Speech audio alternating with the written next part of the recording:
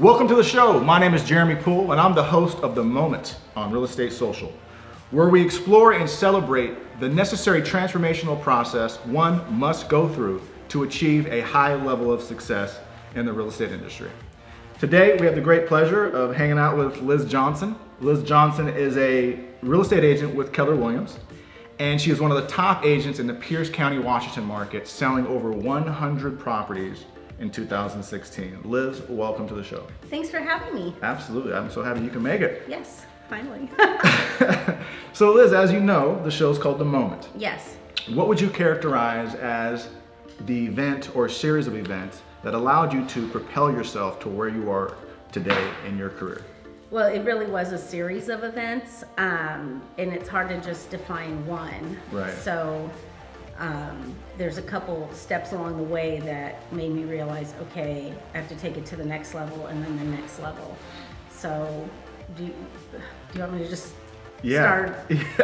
Yeah, just tell us, because previously in our initial conversation, you mentioned how you were a detective. Yes. And so tell us about how you went from being a detective to being an agent. Okay, so I used to be a police detective and with the sheriff's office, and I enjoyed it, but it got to a point where what's next? Because I always want to be growing and moving and doing something new. Absolutely. And it was kind of obvious at that point that there wasn't many places I wanted to go or I could go. So I thought, well, let me get my real estate license. At least that'll be a distraction. And my initial intent was just to do it part-time and just, like I said, a distraction. And then I thought, oh, this is easy and it's fun because it was 2004.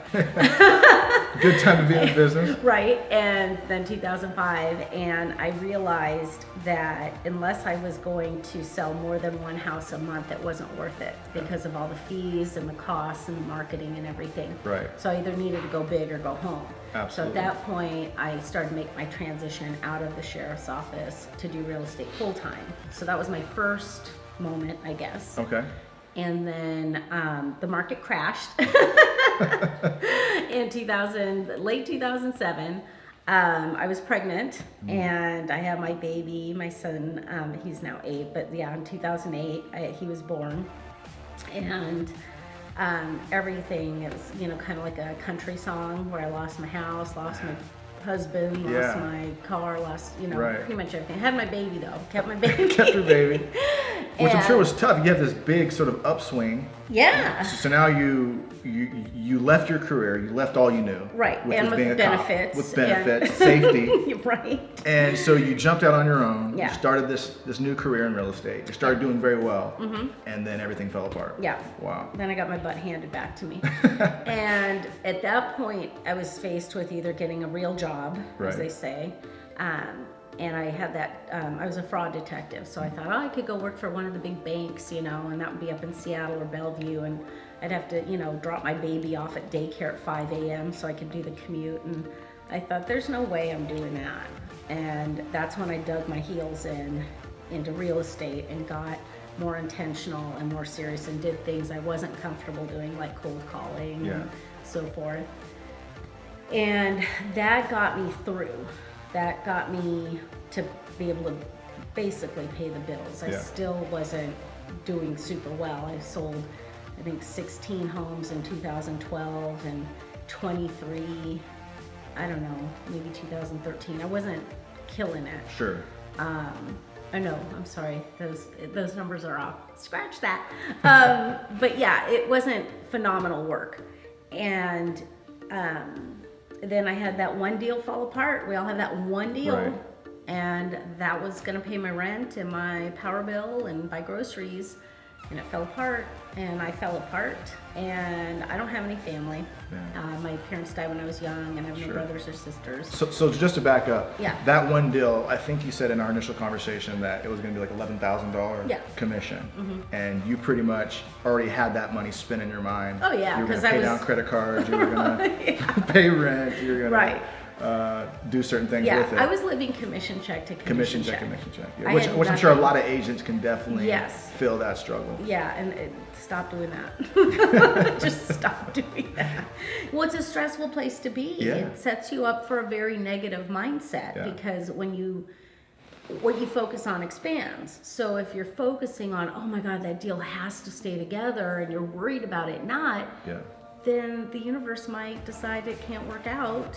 Teach you a lesson. Yeah. And so now when deals fall apart, I'm like, oh well, these other 7 are going to close this month. I'm fine. Yeah. So it's you're starting to come from a place of abundance, right? Rather than. I mean, I feel bad for scarcity. the clients, Yeah. you know, if the deal falls apart, but I'm not. I'm still going to eat, and the mortgage is still getting paid, and all that. But yeah, when I was commission check to commission check, that one deal fell apart, and I had, in my opinion, I had no other choice than to go to my ex-husband and asked to borrow $1,000, and that is my, if you ever asked me what my rock bottom was, that's my rock bottom. So right now you're kind of giving us the condensed version, but give us the full version of like you driving up to the driveway, your pride, the last thing you want to do. He's the last person. I was in the parking lot for probably half an hour, like debating if I was going to puke or not, because we had a baby together, you know, so we talked and we were pretty cool. Cordial. Yeah. A little more than cordial. I mean, he's always been, he's a lot like me. He tells it like it is. Yeah. He doesn't hold back. Yeah. If I ask it, do I look fat in this dress? Yeah, you do. You might want to change. So I just was so like, I'm going to ask him for this money and I'm going to get lectured. He's going to be like, God dang it, you're so irresponsible. I've told you about this. Why looks like you got a new purse, you know, like I just thought I was gonna get railed. Yeah. And I swallowed my pride and I knocked on his door and I was trying not to cry, but I'm a crier. And you know, you could tell I'd been crying, and he's like, what's wrong? I'm like, I need to ask you something. And he's like, oh my God. So I asked him and he starts kind of laughing. He's like, is that it? And I'm bawling now. And he's like, stop crying. I thought you had cancer or something. And I'm like, no, I need $1,000. And he's like, is that all you need? And it was just night and day from what I thought it was going to be. Right. And it was actually, I'd say that's the defining moment in a whole other part of my life is that my ex-husband is now my husband again. Right, which is a fantastic story. Yeah, I'm one of those weirdos that gets divorced and then gets back together. Just to make sure. Yeah, our marriage has never been better. We just needed some legal proceedings and some time apart to figure out that we're the ones for each other. That makes sense. Yeah. But yeah, so I promised though from that day on, I was never going to ask anybody for money ever again. Right. And that's fantastic. Yeah. So something during that time, you had a coach. Yes. Sound like you were a little bit stubborn, didn't want to follow his direction. Right. Fired the coach. Yeah. But then it wasn't until you hired this next coach. Now, the coach that you currently have, is that the coach that sort of allowed you to kind of change your thinking? No, that was just somebody a friend. A friend. So I'm not coaching with him. But Gotcha. that conversation I told you about. So yeah, so this rock bottom, need to borrow $1,000. That was in early 2013, like January, I think it was. And then in mid to late 2014 is when I started to feel like I felt like my coach, it was no longer fun anymore. It was my analogy, and I didn't tell you about this before, but I felt like I had gotten out of debt. My marriage was back together. My health was doing well. Like all these things were going really well in my life. I had money in the bank, and the analogy I use is I felt like I had climbing Mount Everest. I made it to the first base camp. Okay. And I just wanted to like eat a sandwich and take in the view. Recover. And enjoy myself for a minute and pat myself on the back for getting to the first base camp, which most people can't even get to. Absolutely. And all my coach at that time was like, okay, pack your backpack, let's go, let's go, let's go. What's next? And I was like, whoa, I'm not saying I want to take a break. I just want to bask in where I'm at right now. I want to enjoy where I'm at. I don't want to talk about hiring a buyer's agent. I don't want to talk about my numbers. Like, leave me alone. Just kind of try to celebrate the moment for a little bit. Because I worked so hard. I'd been $160,000 in debt. I don't know if I told you that. Yeah, you did. Okay, and I didn't file bankruptcy. Right. And now you are completely debt free. Yes. Porsche is paid off. House Wrote is a check paid for off. the Porsche. Nice. Yeah. Yeah. No, house is not paid The off. house is not paid off? No. Okay. Well, because it's also my husband's house. Oh, So I pay off my debt, not everyone else's There you go. necessarily. That makes sense. But no, we're working on that. But yeah, so after one coaching call with this coach, he had basically told me that everything wrong in my life is due to my lack of consistency. Okay. That I'm too much of a free spirit. I don't have any routines in my life at all. I don't do anything at the same time, at the same, whatever. Right. And I posted that on Facebook. It shows up in my health, in my fitness, in my child rearing, and everything. And this friend of mine who also was a coach had called me and said, that's BS. You do you. You're fabulous. Quit having other people tell you how to be you. Yeah. And just follow your gut. And it kind of fell in line with what another friend told me, that my friend's a psychic. And she told me that I get in trouble by following logic and rules. And if I just followed my gut, amazing things would happen in my life. And so it was uncomfortable because we're not supposed to follow our gut. We're supposed to follow the model and follow the rules. And follow logic. And follow logic. Yeah. And, but I kept experimenting with it, and every time I did it, something amazing would happen. And so this guy's telling me this too, and I was like, you know what, you're right. I am fabulous, and I do have great intuition, and I'm gonna do me. Yeah. And then so I didn't really fire the coach. Like, we kind of mutually Sure. fired. Like, Gotcha. we're still friends. We still text. I like to text him my bank statements. Screenshot it. And he just ignores it. I didn't see that one. Yeah. No, he's still super supportive. Nice. That's great. And then, yeah, I do have a new coach now. It's just not that guy or the other guy. I have a girl coach now. Nice. That encouraged me to write the book thing. Yeah. So, Let's talk about the book. No. Oh, I don't know. Oh, okay. I thought we were talking about the moment. No. It's part of your moment. It's part of your whole thing. So now you are one of the top agents for sure in Pierce County. Yeah. Number one, how does it feel to close 100 homes It's in a year? weird. Well, we actually closed 97. At one 97. point, Oh, okay. we had, if everything closed on time or closed, we had 102. Okay. And then 2 pushed, and 3 pushed and 2 fell apart. That's still amazing. Oh yeah, I because- feel I can say I sold 100 homes in a year, because we did sell them. Yeah. They just didn't work out, Absolutely. or they needed a couple day extension, like January 4th. Yeah. Most agents, after being in the business for 7, 8, 10 years, celebrate closing 100 transactions in their entire career. So the fact that you're able to do that in a year is very, very impressive. Well, thank you. Yeah. So let's hear about Perk-Your-Sphere. Yeah. And how that strategy has impacted your business. It sounds like that's what really sort of helped you kick things into 5th gear. And Yeah, really, that catapulted everything. With the coach that we fired each other, right. he had pointed out in early 2014, again, how I was sucking at getting referrals out of my database. He said, with as many people as you know and have, past clients and stuff, you should be closing double what you closed without ever having to cold call. What are you not doing? And I was like, So long story short, I knew about a friend of mine. He was running a program that he had told me about after I told him another thing I do. I farm at a high level. He asked me how to do that, and he told me this, and I was like, it's too complicated.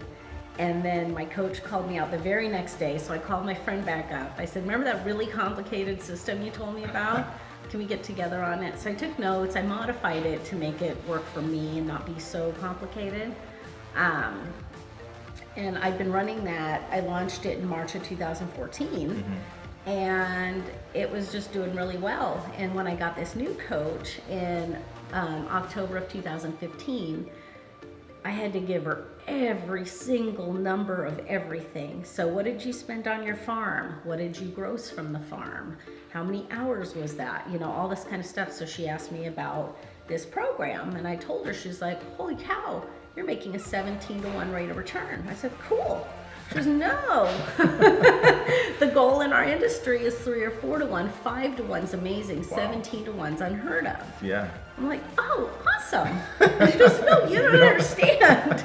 We need to package this up. Yeah, and go bigger with it. Yeah, like other agents need to know about this. You can market this. You can have a whole other side career with this. I'm like, huh, okay. And she's like, you got to write a book. I'm like, I don't do that. Yeah. I just sell houses. Sure. You know. And then she told me what this could turn into and the residual income that could come from it. And I said, oh, I can write a book. Yeah. I can do that. Yeah, oh, more money? Well, you should have said so. Yeah. Don't beat around the bush. Right. So for the people in the audience who would be interested in buying your book, where could they go to buy your book? Amazon or Kindle. And it's easy to find because not a lot of books start with perk. Right. It's really easy to sphere. Perk your sphere. So if all you remember is perk, you'll find it. Excellent. All right, moving on. Okay. In previous conversations, and especially in your marketing, yes, you say you're all about keeping it real. What does keeping it real mean to you? And I guess why is that so important to have it a part of who you are, your personality, and your marketing campaign? Because that's definitely a different kind of approach to that's why I went with it. Because, it's, I mean, all my life I've been like, I just tell it like it is. And I couldn't tell that. Yeah, right. And I don't hold back. So I never really messed with it too much. I've always was kind of known for that. And then I needed to come up with a unique value proposition, basically, why you kind of thing. And I kind of played around with it and asked people, why did you choose me? And that's how I was coming up with my unique value proposition. And the theme was always the same.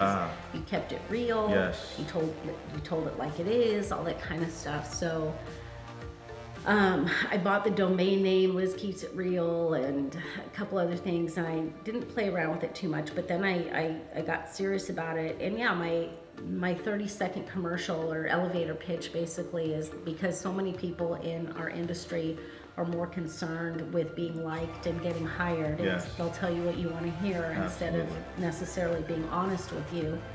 And that's so true. That's so true. And I'm willing to be honest with people even if it makes them uncomfortable. That's fantastic. And honestly, that's why I was so excited about having you on the show, because that's what this show is all about. Right. Is showing the human element in real estate. I feel like so often people try to be their business card or be their flyer. Right. But really, that's not it. Well, even years ago, and this is when I was playing around with this idea, I saw, God, what's his name? Is it Terry Watson? He's, I think he's an agent in Chicago. Super funny, but he was speaking, and it's almost like a stand-up comedy thing. But his message that really resonated with me was that we all need to quit trying to be vanilla and homogenize ourselves because people can see through that, and it's phony. Yeah. Like if everything you post on Facebook is just like, polished, happy Monday, or you know, like show that, be authentic. Be the person that your family knows you to be. Right. That your friends know well, you maybe to be. not your family. Maybe not your family, depending on your situation. Right. But your friends are your friends because they know who you are. Right. And so be that person. Well, and he said, and this is so true, and I remind myself this sometimes when I get a little butthurt, but for every one person I turn off, I'll attract 2 more. There you go. Yeah, there you go. So some people don't like me, and I kind of go, why not? And then I thought, I don't like them either. I have enough friends already. That's it. For me too, I think what's a reoccurring theme is just run your race. Be the best that you can be. Yeah. And of course, you never want to hurt anyone's feelings. Of course, you want to, motivate and inspire. But ultimately, it's your life, and so just be true to yourself. Yeah. And I think the prosperity and the success that you want, that we all want, especially in this industry, will just be attracted to you. Yeah, I mean, there's people that don't. I actually got an email on the way here, a referral from an agent. He said my client decided he wanted to be referred to a different agent. He didn't feel like he clicked with you. And for a second, I was a little hurt. No. It's like, that's never a good news. Liz Johnson. Yeah. Do you know? But then I was Going like, to a TV show today. Right? No. And then I was like, I talking to him on the phone, I didn't really like him either. Yeah. Okay. Well, so fine. Yeah. I'm good. You There's are good. more. You got plenty. Yeah, there's plenty to go around. So here's a really good question that I think the audience would be really interested in. What I'm very interested in is that if you had the ability to go back in time and give yourself one piece of advice, what would it be, and at what point in your life would you give yourself that advice? Oh God, you didn't know. Did I know you were gonna ask that? It's the moment. It's the moment. You never know what you're gonna get. Go back in time and give yourself one piece of advice that would either help you get to where you are now faster. Okay, good. I would say it would be to watch my thoughts and my negative. I used to be really negative. Okay. It still creeps up every now and then. Sure. You know, I'll think it was on the back of my husband's Harley the other night, and it was dark, and I was like, please don't let us die. And I'm like, stop thinking about dying. Stop that. And I'm like, I'm like, no, we're not gonna die. But no, I used to be really like, and that's one of the reasons I got out of law enforcement, is that really got negative. I just hated people. Yeah. Everybody that I'd meet somebody, I'm like, yeah, you probably, you're probably a tweaker or something. I just was really negative. So that would be my advice, is to be more about, what you focus on. Be more cautious about what you're actually focusing on. Yeah, because your thoughts, your cells eavesdrop on your thoughts. Like I used to have a lot of health issues, and now I'm wondering, was that because I was in such a negative place and thinking negative? And then like we were talking about with the financial stuff, living commission check to commission check, that wasn't healthy because you're stressing all the time, and then stress brings on all these other issues, and you just get more of what, whatever we're vibrating out is what the universe gives us back. So Absolutely. if I learned that lesson way back, and I guess I used to be that way probably in high school and stuff, and I think I was that way in the Army, because people are like, how are you going to get through the Army? I'm like, I don't know, I'll figure it out, it'll work out. Like, you can't run. I'm like, I'll figure it out. I'm sure they'll yell at me and I'll run. Faster. How many push-ups can you do? None, but I will do them. It'll work out. And then I think it was when I got into law enforcement was when the negativity really started setting in. Because I mean, you're definitely surrounded by it. Oh yeah. I would imagine it'd be very hard not to be that way, to not think those thoughts. Right. Because every day you're kind of walking into somebody's worst day, right? Oh, nobody calls 911 because they're having the best day of their life. Absolutely. It's either real grief or real issues, like, my family member was just killed, or perceived issues, like my neighbor's dog won't stop barking. And you're like, really, lady?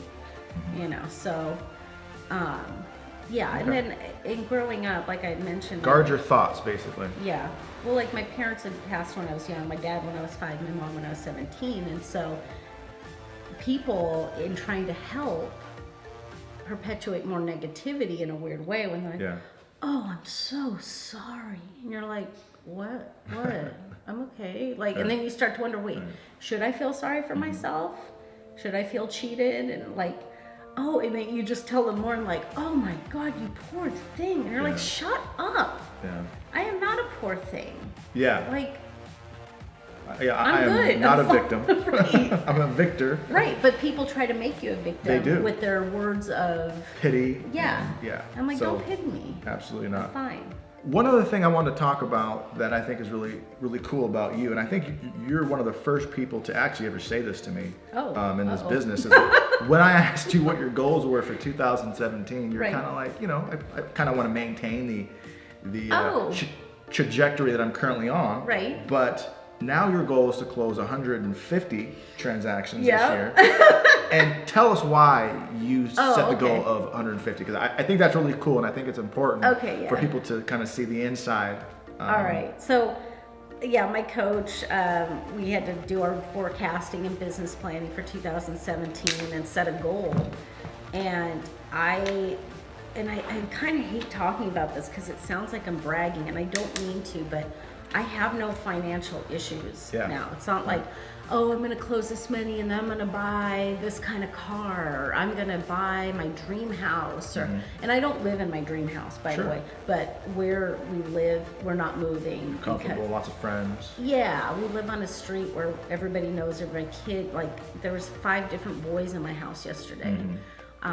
So even if we won the lotto, we're probably not moving. Yeah, I have no, like, I want to get out of debt. I'm out of debt. I'm saving for retirement. We've got a plan. So I don't have any, it doesn't matter if I sold 5 homes this year or 500 homes. It doesn't, you know.